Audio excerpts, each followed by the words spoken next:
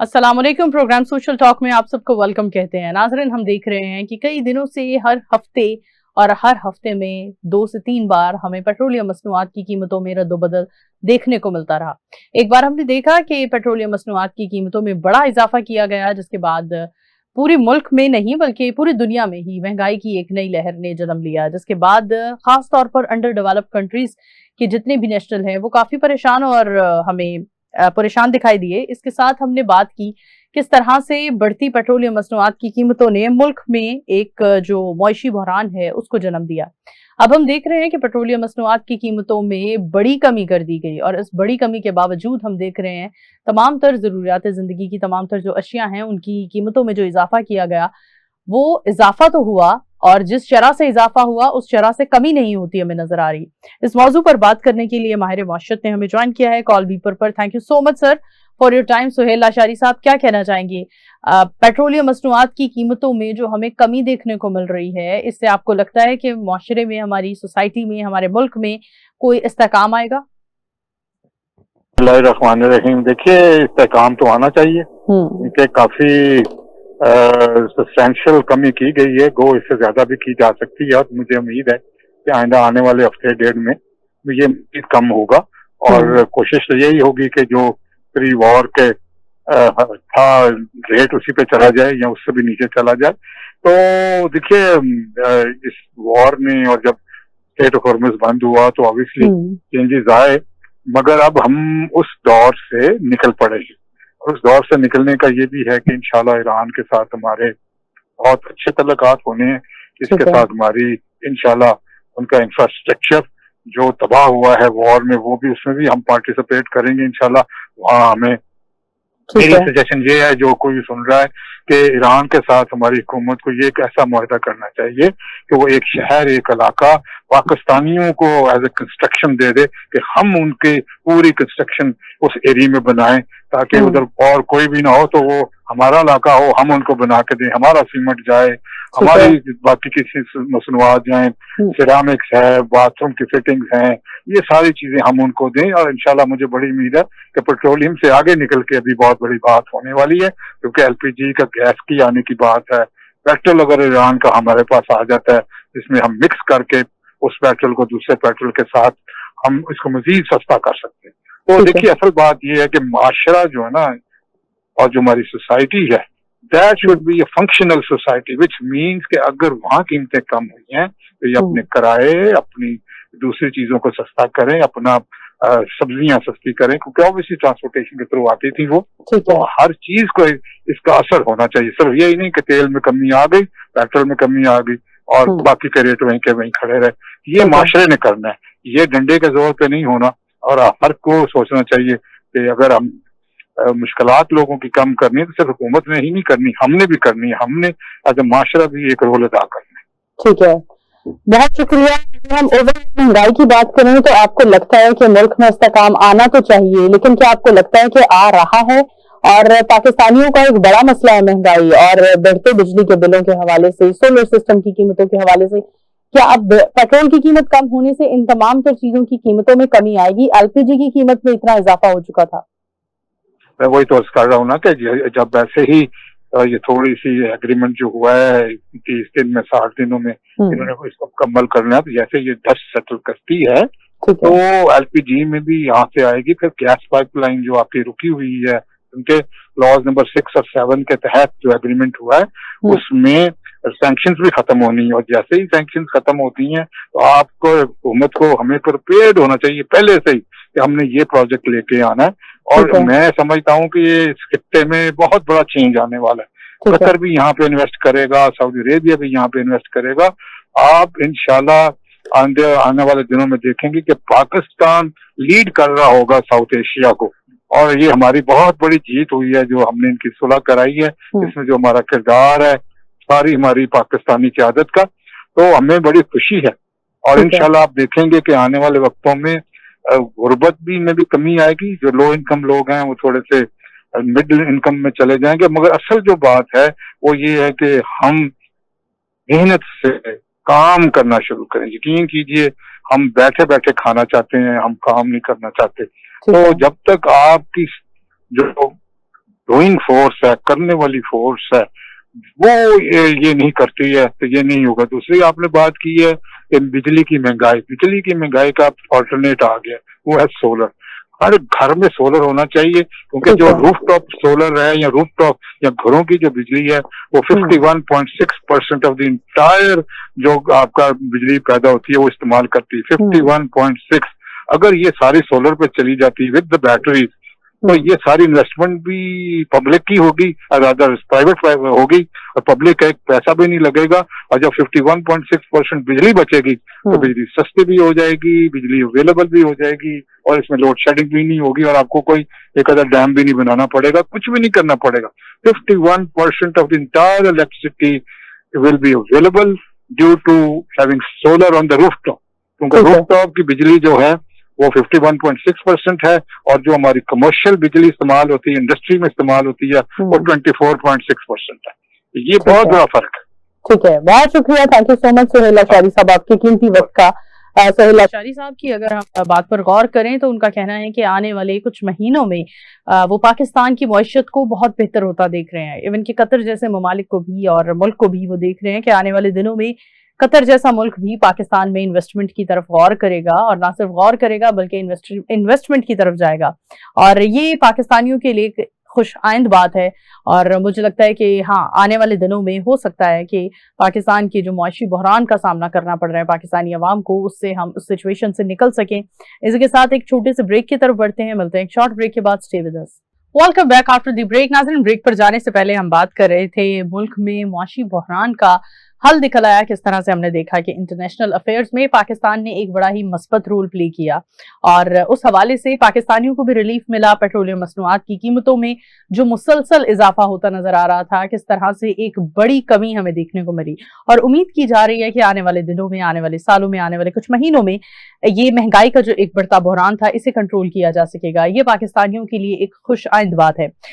आगे बढ़ते हैं, इस मौजू के बाद हम अगले मौजू पर बात करेंगे। हाल ही में हम देख रहे हैं कि हमें ग्रीन सर्टिफिकेट के हवाले से बड़ी सारी चीजें सुनने को मिल रही हैं। अगर हम हुकूमती लेवल की बात करें तो बहुत सारी कैंपेन्स हो रही हैं, जिसमें तमाम शहरियों को ये तलकीन दी जा रही है कि किस तरह से ग्रीन सर्टिफिकेट बनाकर हम प्रॉपर्टी की सेल और परचेज को बिल्कुल फ्रॉड फ्री बना सकते हैं।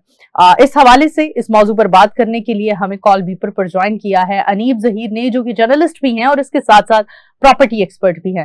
वेलकम कहते हैं अनीब, आपको क्या कहना चाहेंगे? सबसे पहले तो मैं जानना चाहूंगी तमाम अपने व्यूवर्स के लिए, प्रॉपर्टी के हवाले से ये ग्रीन सर्टिफिकेट आखिर है क्या? जी अस्सलाम वालेकुम नूर, सबसे पहले तो बहुत शुक्रिया कि आपने मुझे इस टॉपिक पे बात करने के लिए बुलाया। असल में जब से ग्रीन सर्टिफिकेट की बात की जा रही है हुकूमत की तरफ से और इसकी इम्प्लीमेंटेशन की बात की जा रही है, तो लोग बहुत परेशान हैं। उनके पास इस चीज की इन्फॉर्मेशन नहीं है। वो ये समझ रहे हैं कि शायद ये जो ग्रीन सर्टिफिकेट है इसमें कोई हमारा नुकसान है, लेकिन अगर इसको देखा जाए तो ये अवाम के फायदे के लिए ही गवर्नमेंट ने लॉन्च किया है। और जहां हम जो गवर्नमेंट की बातें हम तनकीद करते हैं तो ये एक अच्छा अमल है। असल में जो ग्रीन सर्टिफिकेट है इसको जीपीसी भी कहा जाता है। ये एक नया सरकारी दस्तावेज है जो जमीन या प्रॉपर्टी की मलकियत, कब्जे और कानूनी हैसियत की तस्दीक करता है।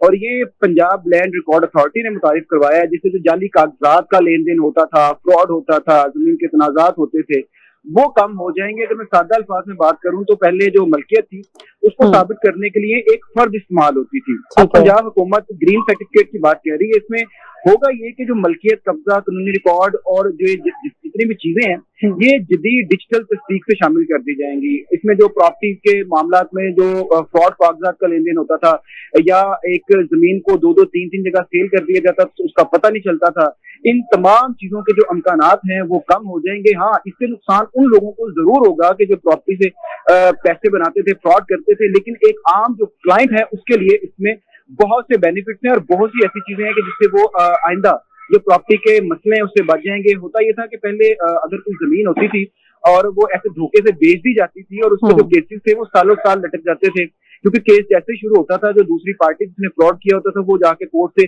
उसका स्टे ले लेती थी और स्टे 20-20 साल, 25-25 साल चलता था। पूरी जो नस्ल है वो खत्म हो जाती थी, लेकिन वो स्टे चलता था। लेकिन जो ये प्रोसेस है इसने इस चीज को बहुत मुश्किल कर दी है फ्रॉड को। अब जो प्रॉपर्टी के जो फ्रॉड के इम्कानात हैं बहुत कम हो जाएंगे। ठीक है, अच्छा, ये हम एक चीज और भी सुनने को मिल रही है कि फाइल सिस्टम हमें प्रॉपर्टी के हवाले से बड़ा सुनने को मिलता है। क्या ग्रीन सर्टिफिकेट फाइल सिस्टम को खत्म करने जा रहा है? नहीं, ये फाइल सिस्टम और जो ग्रीन सर्टिफिकेट है ये दो डिफरेंट चीजें हैं। बेसिकली अब समझने की जरूरत ये है कि जिन लोगों ने फाइलें परचेज की हुई है वो लोग इस चीज से बहुत कंसर्न है कि हमने फाइलें परचेज करनी हुई है, अब ग्रीन सर्टिफिकेट आ गया है तो हमारी फाइलों का क्या होगा। ये दोनों चीजें अलग हैं। बेसिकली जो आपका ग्रीन सर्टिफिकेट है ये जो कि कैश पे लेन देन है आपकी जमीन का, ये उसके ऊपर इफेक्ट करेगा। जैसे कि फर्ज करें कि आपने एक 5 मरला 10 मरला कैश पे परचेज करना है, आप जो सेलर है उससे डिमांड कर सकते हैं कि मुझे ग्रीन सर्टिफिकेट दिखाया जाए। अब जो ग्रीन सर्टिफिकेट है वो सेलर ने 5 से 6 मराहिल से गुजर के लिया होगा। अब वो पहले जाएगा पेलरा की जो ऑफिस है वहां जाएगा, अपना वो आईडी कार्ड देगा, उससे नादरा की तस्दीक होगी, बायोमेट्रिक होगी। जो PLR है वो पहले उसकी पूरी तस्दीक करेगा कि इस जो प्रॉपर्टी है ये 2-3 जगह सेल तो नहीं हुई, इसमें कोई कब्जे वाली बात तो नहीं है, ये एक ही इसका सेलर है, कोई इसमें मसला तो नहीं। फिर वो उस जो सेलर है उसको ग्रीन सर्टिफिकेट इशू करेगा। अब जो बायर है वो ग्रीन सर्टिफिकेट देखेगा, वो देखेगा इसको ग्रीन सर्टिफिकेट है, इट मीन्स कि जो जगह है वो क्लियर है, ये जो जमीन है ये क्लियर है, वो कैश पे वो जमीन परचेज कर सकता है। ठीक है। अब जो फाइल सिस्टम है, फाइल सिस्टम पे भी जो हुकूमत है उसने कानून साजी तो नहीं कहूंगा, नया लाया अमल लेकर आ रही है, लेकिन उसमें ये है कि जैसे पहले फाइलें बेच दी जाती थी, जमीन सोसाइटियों के पास होती नहीं थी, 30-30 40-40 एकड़ जमीन होती थी और 10-10 फाइलें सेल कर दी जाती थी, उसका कोई रिकॉर्ड नहीं होता था। अब ये होगा कि हर सोसाइटी जो LDA है, नैब है, वहां से अप्रूवल लेगी, अब बताए कि हमारे पास इतनी जमीन मौजूद है, अब वो उनको एक इशू करेंगे कि आप इतनी फाइल्स या इतने प्लॉट सेल कर सकते हैं। अब जो फाइल बेची जाएंगी उसके ऊपर QR कोड लगा होगा, उस QR कोड के जरिए जब वो स्कैन करेगा कोई भी बायर उस फाइल के ऊपर से, तो उसको पता चल जाएगा कि इसका जो जिस जगह किसने फाइल ली है वहां पे जगह मौजूद है मौके पर या नहीं मौजूद, उसका लेआउट क्या है, उसकी सारी इंफॉर्मेशन क्या है। उससे जो फाइल सिस्टम है वो भी सिक्योर हो जाएगा, उसमें जो ओवर सेलिंग हो रही है वो भी सिक्योर हो जाएगी। ये दोनों अलग चीजें हैं। ग्रीन सर्टिफिकेट अलग चीज है और जो फाइल सिस्टम है उसके अंदर QR कोड का जो प्रोसेस है गवर्नमेंट लाने जा रही है, ये दोनों अलग चीजें हैं। अब ये दोनों चीजें पैरेलल चल रही है जिसकी वजह से लोग हैं वो कंफ्यूज हैं और वो समझ रहे हैं ग्रीन सर्टिफिकेट फाइल के ऊपर लागू हो रहा है और जो फाइल सिस्टम है वो खत्म हो रहा है। ऐसा नहीं है बेसिकली। ठीक है। पब्लिक सर्विस मैसेज के तौर पर अनीब हमें ये भी बताते चले कि ग्रीन सर्टिफिकेट बनवाने का प्रोसीजर क्या हो सकता है? अच्छा, ग्रीन सर्टिफिकेट बनाने का जो प्रोसीजर है वो ये है, जो सेलर है वो जाएगा PLRA के ऑफिस में, वहां जाके अपना ID कार्ड देगा, अपनी जो जमीन के दस्तावेज हैं वो देगा। अब वो होगा क्या कि वो उसको 3 से 4 मराहिल से गुजारेंगे, उसका बायोमेट्रिक करेंगे, नादरा से उसकी सारी छानबीन करेंगे कि इस बंदे का रिकॉर्ड क्या है, ये ठीक है नहीं ठीक। उसके बाद वो जो जमीन होगी, जो PLRA है वो अपने रिकॉर्ड के मुताबिक तमाम अपनी जो चीजें हैं स्टेप्स है वो पूरा करेगा, उसकी चेक करेगा इसके ऊपर कब्जा तो नहीं है, ये पहले से सेलशुदा तो नहीं है, इसके ऊपर कोई केस तो नहीं है अदालत के ऊपर पड़ा हुआ, कुछ स्टे तो नहीं है। तो ये सारी चीजें PLRA इंश्योर कर लेगा कि जमीन क्लियर है। उसके बाद वो उस सेलर को ग्रीन सर्टिफिकेट इशू कर देगा। अब जो सेलर है जब वो बायर को बेचेगा अपनी जमीन तो वो ग्रीन सर्टिफिकेट उसको देगा। हाँ, जो बायर है वो जाकर PLRA से ये तस्दीक कर सकता है कि ग्रीन सर्टिफिकेट है ये असली है या नहीं। ये सिंपल प्रोसेस है। ठीक है, बहुत शुक्रिया, thank you so much Aneeb Zaheer आपके कीमती वक्त का। जी नाज़रीन, हुकूमत की तरफ से बार बार जिस बात को हाईलाइट किया जा रहा है और हम बहुत सारी एडवर्टाइजमेंट भी देख रहे हैं जिस पर बार बार जोर दिया जा रहा है कि जो एक सर्टिफिकेट है, ग्रीन सर्टिफिकेट है, उसको बनवाने की जानिब एक मुतलका अदारे की जानिब रुख किया जाए और इस सर्टिफिकेट के बड़े सारे फवायद हैं, इस पर भी हमने बात की और इसके साथ हमने बात की कि ग्रीन सर्टिफिकेट को किस तरह से बनवाया जा सकता है। इस प्रोसीजर को भी हमने डिस्कस किया अपनी तमाम तरह पब्लिक की एक रहनुमाई के लिए। इसी के साथ ब्रेक की तरफ बढ़ते हैं, मिलते हैं एक शॉर्ट ब्रेक के बाद। Stay with us. Welcome back after the break. नाज़रीन, ब्रेक पर जाने से पहले हमने ग्रीन सर्टिफिकेट पर बात की, हमने मुआशी बहरान पर बात की जिसमें हमें उम्मीद है, यकीन दिलाया जा रहा है हुकूमत की जानिब से कि आइंदा आने वाले महीनों में, हफ्तों में हमें चीजें बेहतर होती नजर आएंगी। अब हम बात करेंगे कि किस तरह से बढ़ती महंगाई एक मर्द के ज़हन पर असर डालती है और वो असर मस्बत होता है या मनफी होता है। क्योंकि अगर हम अपनी सोसाइटी की बात करें तो हमारे मुआशरे में बहुत सारे ऐसे घराने हैं जहां मर्द और औरत मिलकर एक घर को चला रहे हैं, लेकिन आज भी हमारी सोसाइटी में खवातीन के काम करने को और घर में एक कोलैबोरेशन करने को खासतौर पर इनकम के हवाले से एक लानत समझा जाता है। तो इस तरह के घराने में जहां जॉइंट फैमिली सिस्टम होता है, एक ही मर्द के ऊपर माँ, बहन, बीवी, बच्चों सभी का एक रिस्पॉन्सिबिलिटीज की, एक जिम्मेदारी का एक बोझ होता है, जिसे मैं बोझ इसलिए कह रही हूँ क्योंकि जब एक ही इंसान इस बढ़ती महंगाई में घर के तमाम तर अखराजात चलाने की कोशिश करेगा और वो उस कोशिश में कामयाब नहीं हो पाएगा तो उसे तमाम तर जिम्मेदारियां जिन्हें हमें ब्लेसिंग समझना चाहिए आहिस्ता आहिस्ता कहीं کہیں نہ کہیں وہ بوجھ لگنے لگے گی. تو اس بوجھ میں دبنے کے بعد اس مرد کی ذہنی حالت کیا ہو سکتی ہے, ذہنی سکون کی سچویشن کیا ہو سکتی ہے, اس موضوع پر بات کرنے کے لیے ڈاکٹر اسد اللہ سعد صاحب نے ہمیں جوائن کیا ہے, جو کہ ہولسٹک کاؤنسلر ہیں. ویلکم کہتے ہیں سر آپ کو. کیا کہنا چاہیں گی, جوائنٹ فیملی سسٹم کیا ہمیں ایک راحت کا ذریعہ بنتا ہے یا مرد کے لیے مزید بوجھ کا ذریعہ بنتا ہے, کیا کہیں گے آپ؟ جی تھینک یو نور, بہت ہی زبردست آپ نے ٹاپک جو ہے یہ چوز کیا ہے. دیکھیے سب سے پہلی جو بات ہے وہ یہ ہے کہ اسلام کے اندر جوائنٹ فیملی سسٹم کا کوئی تصور نہیں ہے. ٹھیک ہے, یہ ایک ہندوانہ تصور ہے سب کانٹیننٹ کا جو ہم نے ہندوؤں سے لیا ہے. اسلام جو ہے وہ کہتا ہے کہ جب مرد کی شادی ہو جائے وہ بیوی کے ساتھ علیحدہ جو ہے وہ رہے گا, شفٹ ہوگا. ٹھیک ہے, ٹھیک ہے جی.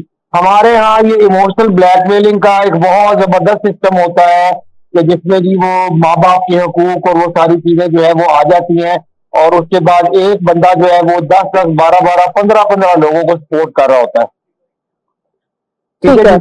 اور یہ میں بالکل غلط سمجھتا ہوں, بالکل شریعت کے خلاف ہے جوائنٹ فیملی سسٹم. ٹھیک ہے, ٹھیک ہے جی. یہ بیوی بچے جو ہے وہ علیحدہ رہیں, اور جو بیٹے نے جو فرائض سر انجام دینے ہیں اپنے والدین سے وہ علیحدہ سے کرے گا. ٹھیک ہے, ٹھیک ہے. تو لہٰذا آپ نے جوائنٹ فیملی سسٹم کو تو بڑا الیبوریٹ کر دیا, جس پر ہم بڑے سارے مذہبی اسکالرس کے ساتھ جب بیٹھ کر بات کرتے ہیں تو ہمیں طرح طرح کی چیزیں سننے کو ملتی ہیں. بعض اوقات یہ بھی بتایا جاتا ہے کہ جوائنٹ فیملی سسٹم ہی کنسیڈر کیا جاتا ہے اسلامی سسٹم میں, اور بعض اوقات یہ بھی کہا جاتا ہے, حضرت فاطمہ رضی اللہ تعالیٰ عنہ اور حضرت علی رضی اللہ تعالیٰ عنہ کی مثال دی جاتی ہے, کوٹ کیا جاتا ہے کہ کس طرح سے ان لوگوں کا ان ہستیوں کا جو ایک گھرانہ تھا وہ کس طرح سے الگ کیا گیا اور الگ رہنے کے کانسیپٹ کو پروموٹ کیا گیا. تو اس بات سے آگے بڑھتے ہوئے ہم آج کے دور کی بات کریں تو جوائنٹ فیملی سسٹم جہاں بہت سارے لوگ اس پر تنقید کرتے ہیں, وہاں بڑی ساری فیملیز ایسی بھی ہیں جو جوائنٹ فیملی سسٹم کو پسند کرتی ہیں, اور اس سسٹم کی وجہ سے بڑے سارے ایسے بچے ہوتے ہیں گھر میں, ایک ایسا جہاں کچھ ایسے بچے ہوتے ہیں جو بہت اچھا کماتے ہیں, وہیں کچھ ایسے بچے بھی ہوتے ہیں گھر میں جو زیادہ اچھا نہیں کما پاتے. تو لہٰذا سبھی کا لائف سٹائل ایک ہی جیسا گزرتا ہے, اور جس پر بہتر کمانے والوں کو کافی تنقید کرتے ہیں, اور جو لوگ بہتر نہیں ارن کر پاتے ان کا بھی ایک لائف سٹائل ذرا اسٹیبلٹی آ جاتی ہے اس میں. اس حوالے سے کیا کہتے ہیں؟ نہیں دیکھیے, رزق کی بانٹ جو ہے وہ اللہ تعالیٰ کرتا ہے, کس کو کس کا رزق وسیع کرنا ہے, کس کا رزق جو ہے اس کو تنگ رکھنا ہے, یہ اللہ تعالیٰ ڈیسائیڈ کرے گا. یہ ہم کوئی نہیں ہوتے ڈیسائیڈ کرنے والے. ٹھیک ہے, ٹھیک ہے جی. اور دوسری چیز یہ ہے کہ یہ بالکل کلیئر ہے اس میں جو بھی اختلافات ہیں علماء کے, میں اس چیز کو ایگری نہیں کرتا. آپ صلی اللہ علیہ وسلم کی بالکل کلیئر اس پہ جو ہے وہ رہنمائی ہے کہ جوائنٹ فیملی سسٹم نہیں چل سکتا. کیونکہ دیکھیں جی بات یہ ہے کہ ہمارے ہاں پھر یہ ساس بہو کے جھگڑے اور نندے اور فلانے, وہ ایک الگ جو ہے وہ پنڈورا باکس جو ہے وہ کھل جاتا ہے. ٹھیک ہے. اچھا, کیا کہنا چاہیں گے صاحب, ہمیں یہ بھی بتائیے ذرا کہ ایک مرد آج کے دور میں کن ذہنی تناؤ کا شکار ہو رہا ہے. مہنگائی بڑھتی ہوئی ہے, دوسری جانب رسپانسبلٹیز ہے, تیسری جانب ہم نے اپنی زندگیوں کو اتنا ہائی لائٹ کر دیا ہے, ہم اپنے کمفرٹ زون کو سوشل میڈیا پر ہائی لائٹ کرتے ہیں, جس پر ہم بہت ساری بیٹے بیٹیوں کو باپ کی کم آمدنی پر کمپلین کرتا دیکھتے ہیں. اس حوالے سے کیا کہیں گے, ہمارا ٹرینڈ کس طرف جا رہا ہے؟ جی ہمارا سب سے بڑا ٹرینڈ جو ہے ایک تو سوشل میڈیا کی فیک لائف جو لوگ پوسٹ کرتے ہیں, اپنی صرف اپنی کھانوں کی تصویریں اور کپڑوں کی تصویریں جو ہے وہ پوسٹ کرتے ہیں, اور اس کو دیکھ دیکھ کے لوگوں کے اندر جو ہے وہ جذبات جو ہے وہ جنم لیتے ہیں کہ جی ہم نے بھی یہ کام کرنے ہیں. تو یہ ایک ریٹ ریس جو ہے سوشل میڈیا نے چلا دی ہوئی ہے. لیکن یہ لوگ سمجھنے سے قاصر ہے کہ جو سوشل میڈیا کی لائف ہے it is a fake life. اس پہ صرف آپ اپنے اچھے مومنٹ پوسٹ کر رہے ہوتے ہیں, اور بیہائنڈ دا فور والز جو چل رہا ہوتا ہے وہ کسی کو نظر نہیں آ رہا ہوتا. اور اس سے ہمیں سب کو آنکھیں کھولنے کی ضرورت ہے. اور جہاں تک دوسری بات آپ نے جو کہا کہ کن طرح کی مشکلات کا مرد شکار ہے, دیکھیں اس کے اوپر کس کس چیز کی ذمہ داری ہے. بچوں کی تعلیم ہے, بچوں کی صحت ہے, اور آپ یہ دیکھیں کہ کسی بھی فلاحی معاشرے کے اندر کبھی بھی ہیلتھ کیئر اور ایجوکیشن پرائیویٹائز نہیں ہوتی, اور ہمارے ملک میں یہ دونوں چیزیں پرائیویٹائز ہیں. ہم نے اپنا علاج بھی خود کروانا ہے, مہنگی مہنگی دوائیاں بھی خود خریدنی ہے, ہم نے مہنگے مہنگے ٹیسٹ بھی خود کروانے ہیں, اور ہم نے بچوں کی کاپیاں کتابیں اور فیسیں بھی جو ہے وہ دینی ہے. مطلب اچھی ایجوکیشن کے لیے 10-15 ہزار روپے مہینہ جو آپ فیس جمع کراتے ہیں, اور اس کے ساتھ جو مزید لوازمات جو ہوتے ہیں جو اسکول والے ڈالتے ہیں وقتاً فوقتاً, ٹھیک ہے جی, کبھی کوئی ڈے ہو رہا ہے, کبھی کوئی ڈے ہو رہا ہے, آج یہ کپڑے پہن کے آنے ہیں, کل وہ کپڑے پہن کے آنے ہیں. یہ بالکل ایک خرافات کا پنڈورا باکس ہے جو اس معاشرے کے اندر جو یہ ہوا ہے. گورنمنٹ کو اس میں اسٹیپ ان کر کے یہ پرائیویٹ ایجوکیشن کو بہت کنٹرول رکھنا چاہیے, اور ان کی فیسز کو دیکھیں, ایون کہ گرمیوں کی چھٹیوں میں فیس لینا, کیا یہ کھلا ظلم نہیں ہے؟ بالکل, کہ آپ پڑھا بھی نہیں رہے بچے کو اور آپ 3 مہینے کی جو ہے وہ فیس لے رہے ہیں گرمیوں کی چھٹیوں کی. ٹھیک ہے, بالکل. یہ ایک ہمارے معاشرے کا ایک المیہ ہے جس پر اب حکومتیں جا کر بات کرنے لگی ہیں, اب اس پر کنٹرول کرنے کی کوشش کی جا رہی ہے.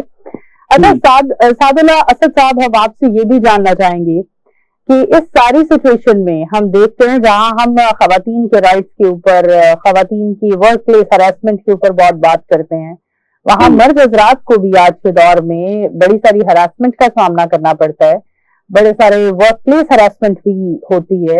اس کے ساتھ حق تلفی کے حوالے سے بھی ہم بڑے سارے معاملات دیکھتے ہیں, لیکن ہم ہمیشہ بات کرتے ہیں وومن رائٹس کے اوپر. پاکستان وہ ملک ہے جہاں ہم انسانوں کے حقوق پر بات کرتے ہیں, لوگوں کو سمجھ بھی آتی ہے, لیکن جب انسان ہی جانور نما زندگی گزار رہے ہوں جس ملک میں, تو اس ملک میں ہم اینیمل رائٹس کے اوپر بات کیسے کریں گے؟ اور جو لوگ بات کرتے ہیں وہ ایک مزاحیہ, ان کی بات کو مزاحیہ طنز و مزاح میں اڑا دیا جاتا ہے. لہٰذا ہمارے ملک میں ایک افسوسناک عمل یہ ہے کہ یہاں ہماری عوام ہی جانوروں سے بدتر زندگی گزار رہی ہے. اس سچویشن میں ہم خواتین کے رائٹس پر بات کرتے ہیں, مرد حضرات کے رائٹس کو نیگلیکٹ کر دیتے ہیں. آپ خود ایک مرد ہیں, آپ کو کیا لگتا ہے آج کے دور میں ہم میل ڈومیننٹ سوسائٹی ایک ٹرم بہت زیادہ یوز کرتے ہیں, کیا واقعی ہماری میل ڈومیننٹ سوسائٹی ہے؟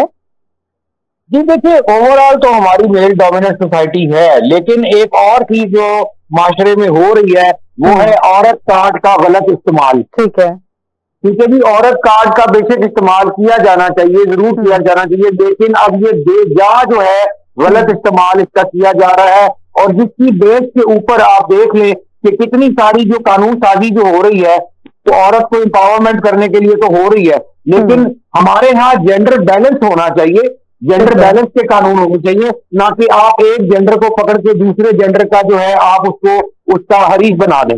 ٹھیک ہے, بہت بڑی چیز جو میں آپ کے پروگرام کے توسط سے جو کہنا چاہتا ہوں کہ خدا کا گورنمنٹ جینڈر بیلنس کے اوپر بات کرے, اور جہاں تک وومن امپاورمنٹ کی بات ہے, وومن امپاورمنٹ صرف ہم نے قانون کے اندر نہیں لے کے آنی, ہم نے وومن امپاورمنٹ اس کی فائنینشیل امپاورمنٹ بھی کرنی ہے. ٹھیک ہے, آپ یہ دیکھیں کہ ہمارے ساتھ کے جو کنٹریز ہیں, بنگلہ دیش ہے, آپ بنگلہ دیش میں دیکھ لیں کہ وہاں لوگ آٹے کی لائنوں میں نہیں کھڑے ہوتے, وہاں عورتیں آٹے کی لائنوں میں آپ کو کھڑی ہوئی نظر نہیں آئیں گی, لیکن ہمارے ملک میں ہم نے افسوس سے کہنا پڑ رہا ہے کہ ہم نے عورتوں کو آٹے کی لائنوں میں کھڑا کر دیا, ہم نے ان کو کوئی ہنر نہیں سکھایا. ٹھیک ہے, امپاور کرنے کے لیے کیا سجیسٹ کرتے ہیں؟ بڑی ساری حکومت بھی ہم دیکھ رہے ہیں, ہماری سی ایم صاحبہ نے بھی بڑے سارے پروگرام انٹروڈیوس کروا دیے ہیں, خواتین کو امپاور ہونا چاہیے. خواتین امپاور کیسے ہوں گی, کیا کہتے ہیں؟ اگر ایک عورت اپنے ہاسپٹل میں ڈیوٹی کرتے ہی سیکیور نہیں ہے, سیف فیل نہیں کر رہی ہے, تو خواتین کے امپاور ہونے کی ہم کیا بات کر سکتے ہیں؟ اگر ایک 4 سال کی بچی اپنے گھر میں سیکیور نہیں ہے, انوائرمنٹ اتنا بہتر نہیں ہے, تو پھر ہم خواتین کے امپاور ہونے کی کیا بات کر سکتے ہیں؟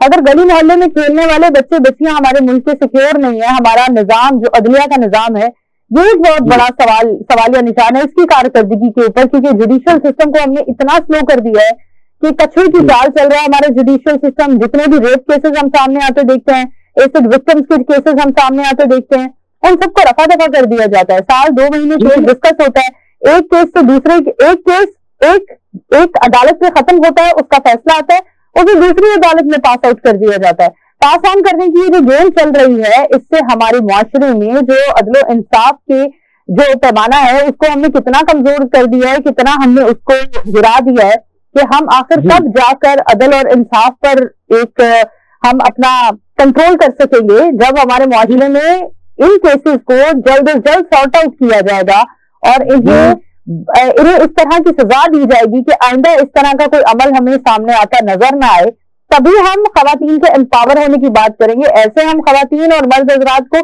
کس طرح امپاور ہونے کی بات کر رہے ہیں جب ہم دیکھ رہے ہیں ہمارے گلی محلوں میں لڑکے لڑکیاں بچے بچیاں ہی سیکیور نہیں ہیں, گھروں میں خواتین سیکیور نہیں ہے. نور آپ تو بچے بچیوں کی گلی محلوں کی بات کریں، یہاں تو قبروں میں پڑی ہوئی عورتیں محفوظ نہیں ہیں. بالکل. میں آپ کو یہ کہنا چاہ رہا ہوں آپ کے پروگرام کی فورم سے کہ آپ لا ریفارم لے کے آئے، جوڈیشل ریفارم لے کے آئے، آپ کیسز کو ٹائم بارڈ کریں. ٹائم بارڈ کرنے کا مطلب یہ ہے کہ کیس 6 مہینے کے اندر وائنڈ اپ ہو، اور اگر نہیں ہوتا تو جج کو فارغ کر دیں نوکری سے. ایگزیکٹلی، بالکل جی. جب تک ٹائم بارڈ نہیں ہو، دیکھیں خلا کے کیسز جو ہے وہ ٹائم بارڈ ہے، 4 مہینے کے اندر خلا ہو جاتی ہے. اگر آپ خلا کے اوپر جو ہے ٹائم بارڈ کیسز لے کے آ سکتے ہیں تو وائی ناٹ ادر کیسز. ٹھیک ہے، ٹائم بارڈ کریں اس کو، ہر کیس کو ٹائم بارڈ کریں. عورت کی وراثت کا معاملہ ہے، ٹائم بارڈ کریں. عورت کو ریپ کا کوئی کیس ہوتا ہے اس میں ڈیتھ پینلٹی لے کے آئے. ایسڈ کا تو خاص طور پہ ڈیتھ پینلٹی لے کے آئے. ایگزیکٹلی. ٹھیک ہے، فائنل کیا کہتے ہیں؟ بڑھتی ہوئی فرسٹریشن کے حوالے سے کیا کہیں گے؟ ہم دیکھ رہے ہیں ریپ کیسز بڑھتے ہیں، ایسڈ اٹیک کے کیسز بڑھتے نظر آ رہے ہیں. ان شارٹ تمام تر ان کیسز کا جو ہم ذمہ دار ٹھہراتے ہیں وہ ملک میں اور ہمارے عوام میں بڑھتی ہوئی فرسٹریشن ہے، جس کی بڑی وجہ ہمیں مہنگائی بھی نظر آتی ہے. آپ کیا سجیسٹ کرتے ہیں کیسے اس فرسٹریشن کو کنٹرول کیا جا سکتا ہے؟ نور میں بات تو کروں گا اس مہنگائی اور فرسٹریشن کے بارے میں، لیکن میری بات بہت سے لوگوں کو بری لگے گی. سب سے پہلی بات، ہم نے یہ ملک کلمہ لا الہ الا اللہ کے نام پہ لیا تھا، ٹھیک ہے جی. ہم نے اس کلمے کے ساتھ غداری کی. 77 سال ہمارا پورا اکنامک اقتصادی سسٹم سود پہ کھڑا ہوا ہے. جب آج تک آپ سود پہ اکانومی چلا رہے ہیں، غربت رہے گی، کبھی ختم نہیں ہوگی. مہنگائی انفلیشن کبھی ختم نہیں ہوگی. آپ جو مرضی کر لیں، جب تک گورنمنٹ ایگزیکٹو آرڈر دے کے سود کو اس کنٹری سے ختم نہیں کرتی تب تک اس کا کوئی علاج نہیں ہے. بالکل جی. سود کے بارے میں آپ کو بتا دوں، سود کے بارے میں قرآن پاک نے فرما دیا کہ اللہ اور رسول کے خلاف اعلان جنگ ہے. بے شک بے شک بے شک. ٹھیک ہے، تھینک یو سو مچ سعد اللہ اسد صاحب، آپ کی قیمتی وقت کا بہت شکریہ. جی ناظرین، سعد اللہ اسد صاحب ہمارے ساتھ موجود تھے، جنہوں نے بڑے سارے ایک ہمارے Islamic point of view raise کیے کہ اسلامی سوچ کیا ہے، اسلامی کانسیپٹ کیا ہے، اور اس کانسیپٹ کو ہم اپنی زندگی میں، ہم اس دنیا داری میں کس طرح سے امپلیمنٹ کریں تو ہم دیگر مسائل سے بچ سکتے ہیں. یہ ایک بڑا مسئلہ ہے کہ ہمارے ہاں سوچا جاتا ہے کہ دین اور دنیا دونوں ساتھ لے کر چل سکتے ہیں، لیکن جہاں ہم کچھ اسکالر سے یہ بات سنتے ہیں کہ دین اور دنیا ساتھ لے کر چلنا ہے، وہیں کچھ اسکالرز اس بات کی مخالفت کرتے ہیں اور ان کا کہنا ہے یا تو دین ساتھ چل سکتا ہے یا دنیا ساتھ چل سکتی ہے. خیر یہ ایک لمبی ڈیبیٹ ہے، لیکن آج ہم جو خواتین کے امپاورمنٹ اور مرد حضرات کے حقوق پر بات کر رہے تھے، یہاں ہم اس بات کو ہائی لائٹ کریں گے کہ جتنے بھی ہم کیسز سوشل میڈیا پر آج کے دور میں وائرل ہوتے دیکھتے ہیں، انہی کیسز کا اگر جلد از جلد فیصلہ ہو، جوڈیشل سسٹم جلد از جلد ہمیں ملزم کو سزا پہنچانے میں، سزا کے کٹہرے میں لانے میں کامیاب ہو، تو ہماری آنے والے سالوں میں، آنے والے مہینوں میں ہمیں یہ کیسز کچھ کم ہوتے دکھائی دیں گے. اسی کے ساتھ آج کے پروگرام کا کیونکہ وقت ختم ہوا جاتا ہے، اپنی ہوسٹ نور امان اللہ کو دیجیے اجازت. دوبارہ حاضر ہوں گے، تب تک کے لیے اللہ حافظ.